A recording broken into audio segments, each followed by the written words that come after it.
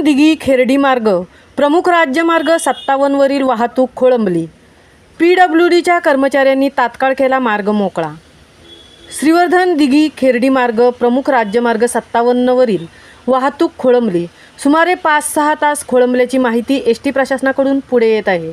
श्रीवर्धन दिघी मार्गावर असूप आणि खुजारामध्ये सुमारे 106 वर्ष वयाचा भला मोठा वटवृक्ष पहाटे 5च्या दरम्यान रस्त्याच्या मधोमध पडल्यामुळे सुमारे 5-6 तास वाहतूक खोळंबली होती। त्यामुळे बोर्ली श्रीवर्धन रस्त्यावरील खेर्डी, पुनीर, भरडोली, चिखलप, शिरवणे, हुनरवेल, धनगरमलई, फटा, वावे पंचेतन, दांडगुरी, खुजारे, असूप या गावांचा श्रीवर्धन आणि बोर्ली शहराजवळ संपर्क तुटला होता।